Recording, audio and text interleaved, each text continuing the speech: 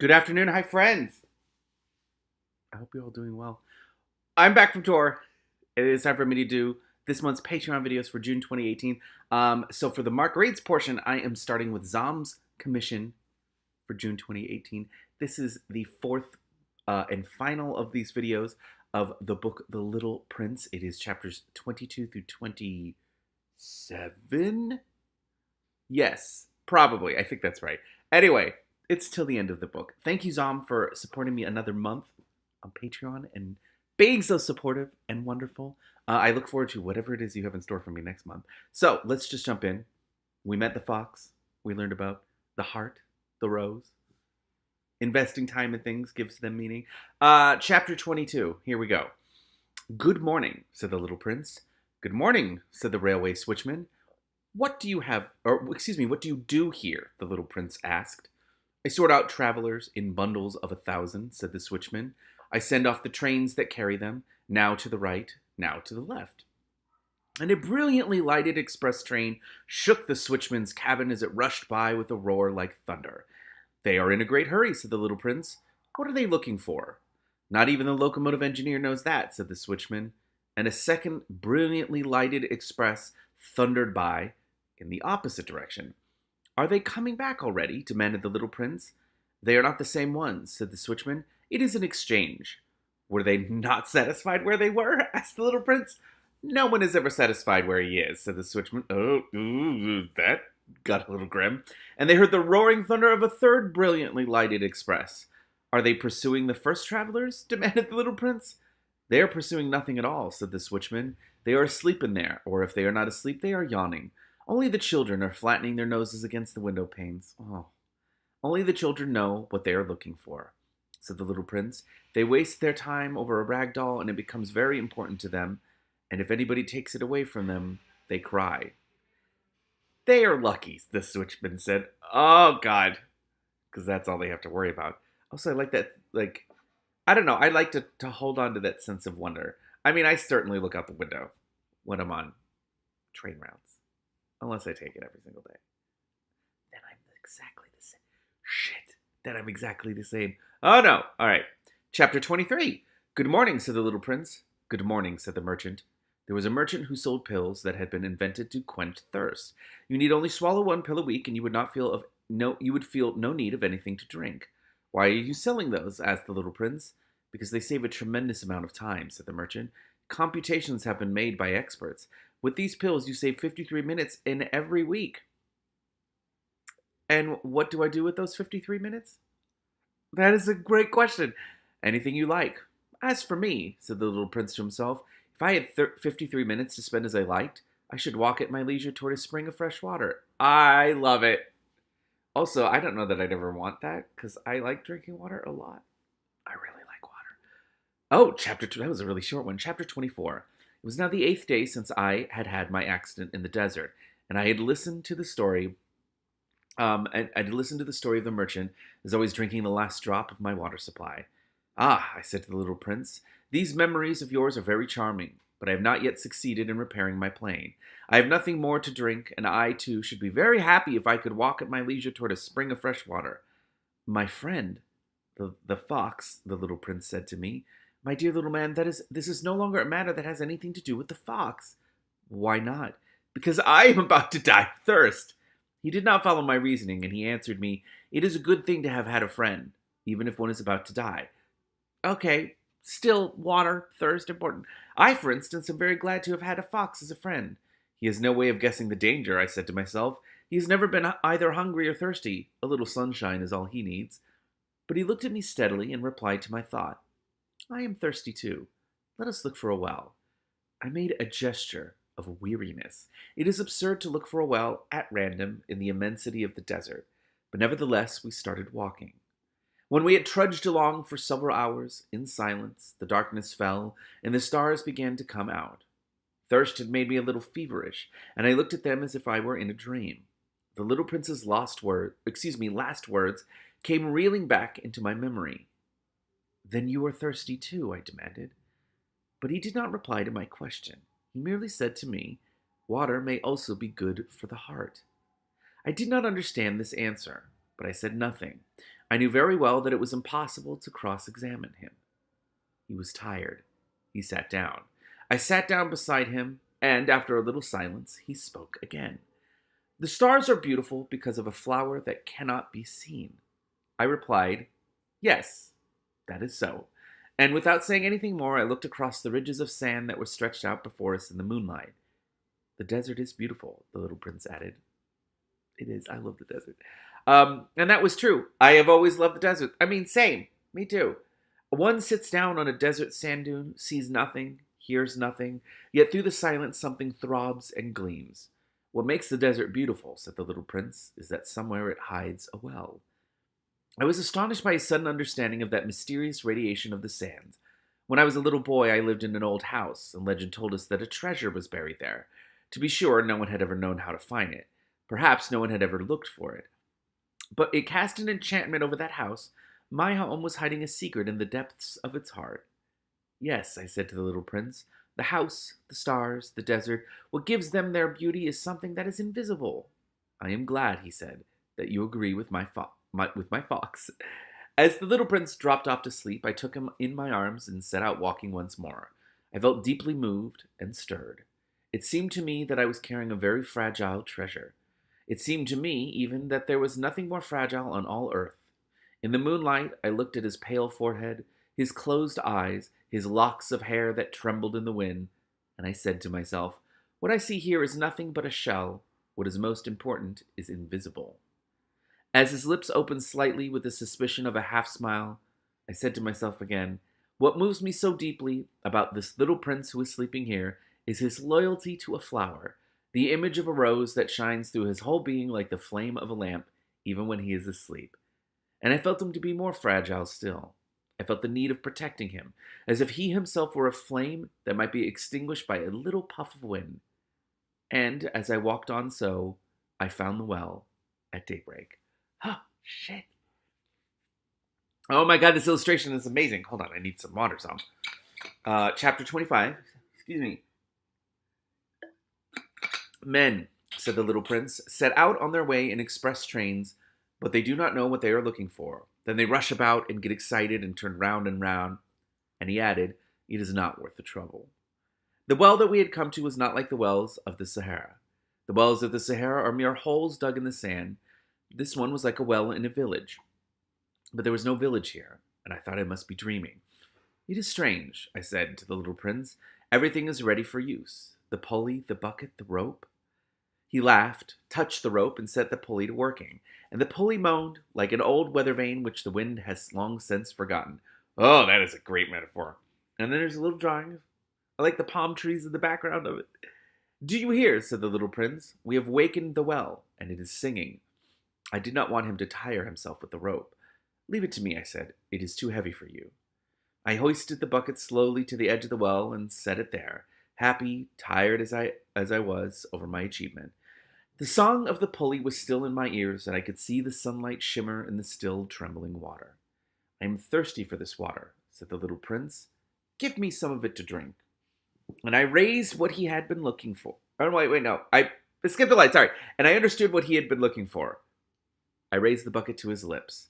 He drank, his eyes closed. It was as sweet as some special festival treat. This water was indeed a different thing from ordinary nourishment.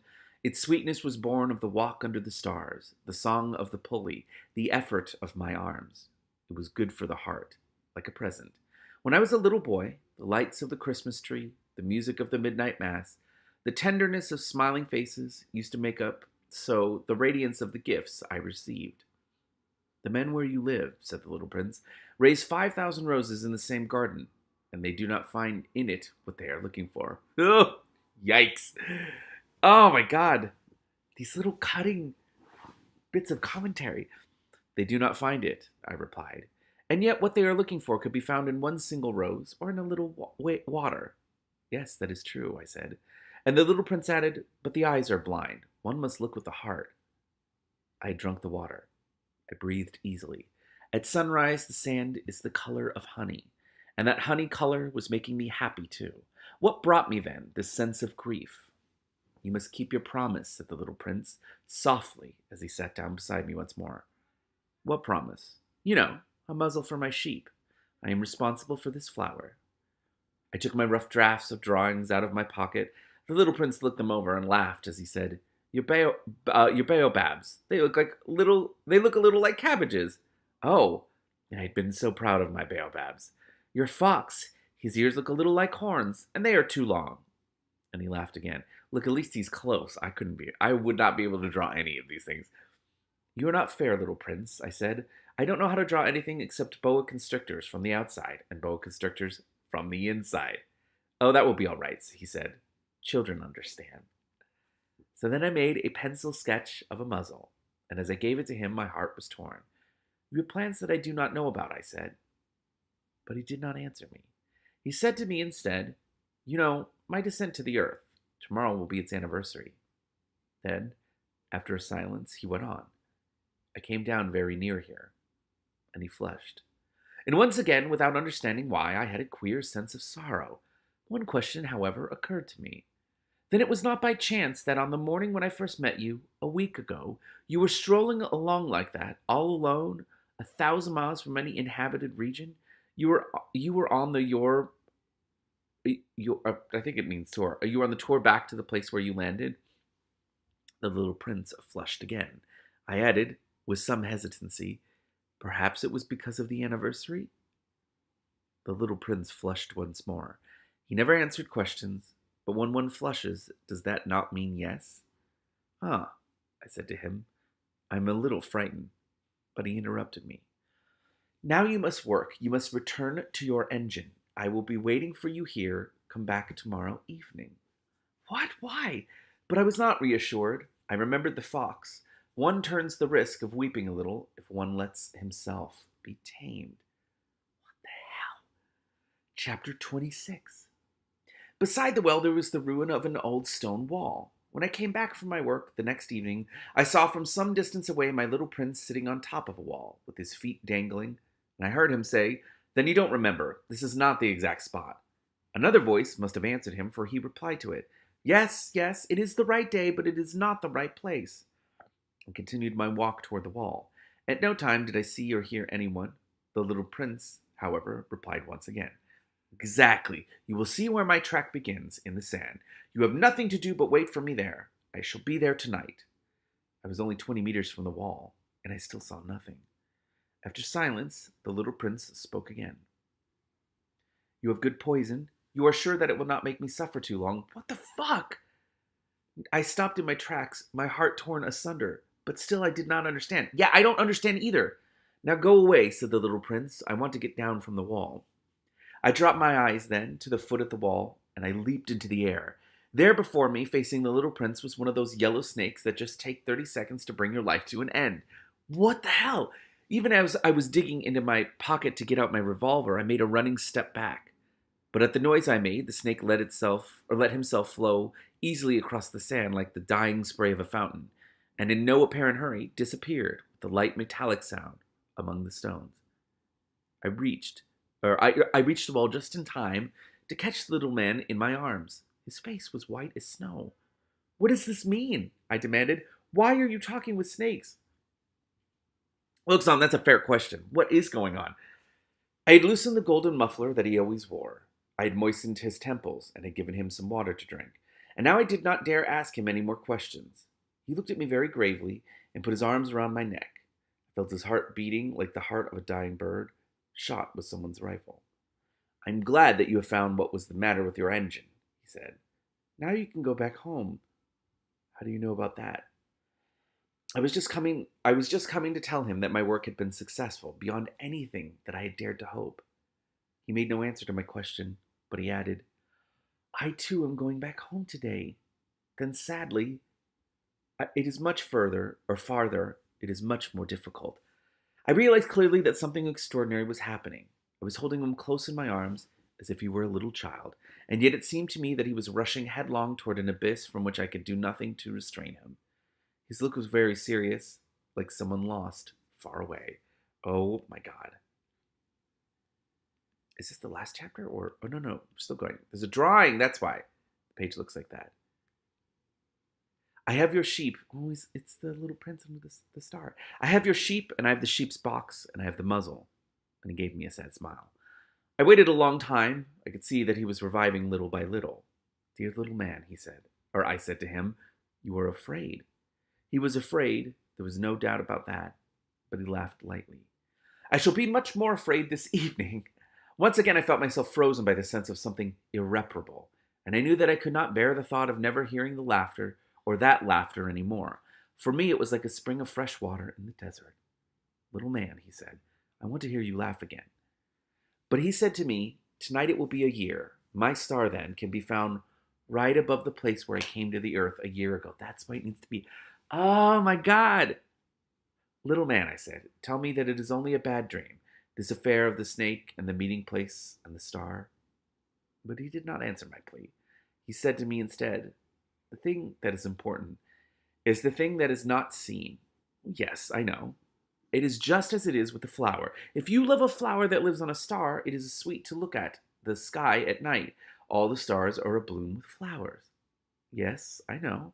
It is just as it is with the water. Because of the pulley and the rope, what you gave me to drink was like music. You remember how good it was. Yes, I know. And at night you will look up to the stars. Where I live, everything is so small that I cannot show you where my star is to be found. It is better like that. My star will just be one of the stars. And for you, let me do it again. My star will be just one of the stars for you. And so you will love to watch all the stars in the heavens. They will all be your friends. And besides, I am going to make you a present. He laughed again. Ah, little prince, dear little prince, I love to hear that laughter. That is my present. Just that. It will be as if it was when we drank the water. What are you trying to say? All men have the stars, he answered. But they are not the same things for different people. For some who are travelers, the stars are guides. For others, they are no more than little lights in the sky. For others who are scholars, they are problems. For my businessman, they were wealth. Oh, excuse me, but all those stars are silent. You alone, will have the stars as no one else has them. What are you trying to say? In one of the stars I shall be living. In one of them I shall be laughing. And so it will be as if all the stars were laughing.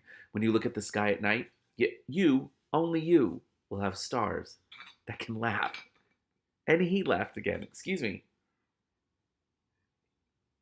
And when your sorrow is comforted, time soothes all sorrows. You will be content that you have known me. You will always be my friend. You will want to laugh with me, and you will sometimes open your window for that pleasure, and your friends will be properly astonished to see you laughing as you look up from the sky. Then you will say to them, yes, the stars always make me laugh, and they will think you are crazy. It will be a very shabby trick that I shall have played on you. And he laughed again. It will be as if, in place of the stars, I had given you a great number of little bells that knew how to laugh. And he laughed again. Then he quickly became serious. Tonight, do not come. I shall not leave you, I said. I shall look as if I were suffering. I shook a little as if... Oh boy. Let me do that again. I shall look, I just combined them. It was like shook, that's the word that's there. I shall look as if I were suffering. I shall look a little as if I were dying. It is like that. Do not come to see that. It is not worth the trouble. I shall not leave you. But he was worried. I tell you, it is also because of the snake. He must not bite you. Snakes, they are malicious creatures. This one might bite you just for fun. I shall not leave you. He just keeps repeating himself. But a thought came to reassure him. It is true that they have no more poison for a second bite. Oh, shit. Is that going to come up again? That night I did not see him set out on his way. He got away from me without making a sound. When I succeeded in catching up with him as he was walking along with a quick and resolute step, he said to me merely, "Ah, there you are." And he took me by the hand, but he was still worrying. It was wrong of you to come. You will suffer. I shall look as if I were dead, and that will not be true. I said nothing. But it will be like an old abandoned shell. There's nothing sad about old shells. I said nothing. He was a little discouraged, but he made one more effort. It will be very nice. I too shall look at the stars. All the stars will be wells with a rusty pulley. All the stars will pour out fresh water for me to drink. I said nothing. That will be so amusing. You will have 500 million little bells, and I shall have 500 million springs of fresh water. And he said, and he too said nothing more, because he was crying. Oh no. Here it is. Let me go on by myself. And he sat down because he was afraid. Then he said, my flower, I'm responsible for her. And she is so weak. She's so naive. She has 4 thorns of no use at all to protect herself against all the world. Oh my God. I too sat down because I was not able to stand up any longer. There now. That is all. He still hesitated a little, and then he got up. He took 1 step. I could not move. There was nothing but a flash of yellow close to his ankle. He remained motionless for an instant. He did not cry out. He fell as gently as a tree falls. There was not even any sound because of the sand. Oh my God. And now, so chapter 27, holy shit, I'm almost at the end. And now 6 years have already gone by. I have never yet told this story. The companions who met me on my return were well content to see me alive. I was sad, but I told them, I am tired. Now my sorrow is comforted a little. That is to say, not entirely. But I know that he did go back to his planet because I did not find his body at daybreak. It was not such a heavy body, and at night I love to listen to the stars. It is like 500 million little bells. I love stars so much. But there was one extraordinary thing. When I drew the muzzle for the little prince, I forgot to add the leather strap to it. He will never have been able to fasten it on his sheep. So now I keep wondering, what is happening on his planet? Perhaps the sheep have eaten the flower. At one time I say to myself, surely not. The little prince shuts his flowers under her glass globe every night, and he watches over his sheep very carefully. Then I am happy, and there is sweetness in the laughter of all the stars. But at another time I say to myself, at some moment or other one is absent-minded, and that is enough. Oh, on some one evening he forgot the glass globe, or the sheep got out without making any noise in the night, and then the little bells are changed to tears. Oh my God, here then is a great mystery. For you who also love the little prince, and for me, nothing in the universe can be the same if somewhere, we do not know where, a sheep that we never saw has, yes or no, eaten a rose. Look up at the sky. Ask yourselves, is it yes or no? Has the sheep eaten a flower? And you will see how everything changes. And no grown-up will ever understand that this is a matter of so much importance. This is, to me, the loveliest and saddest landscape in the world. It is the same as that on the preceding page. And there's little illustrations in here. But I have drawn it again to impress it on your memory. It is here that the little prince appeared on earth and disappeared. Look at it carefully so that you will be sure to recognize it in case you travel someday to that African desert. And if you should come upon this spot, please do not hurry on. Wait for a time exactly under the star. And it's great because it's drawn here with the 1 star. Then if a little man appears who laughs, who has golden hair and who refuses to answer questions, you will know who he is. If this should happen, please comfort me. Send me word that he has come back. No, that's the last page. Oh my God, Zom. It's a very sweet story, but it's also very sad. I don't know, I find that kind of haunting at the end that he's like, please comfort me, please tell me he came back. What if he never did, or never does? Oh my God. And the little drawings too, the little drawings really helped make it, and I'm glad that they're in it. Zom, thank you so much for getting me to read this story that I've heard about for years and have just never read. It just never happened. It's wonderful. I also really like deserts. Thank you, Zom. Next month is going to be fun, whatever it is. I still don't know what it is. So I will be surprised on camera for you. You're the best. Thank you very much. Off I go. See you, Zom.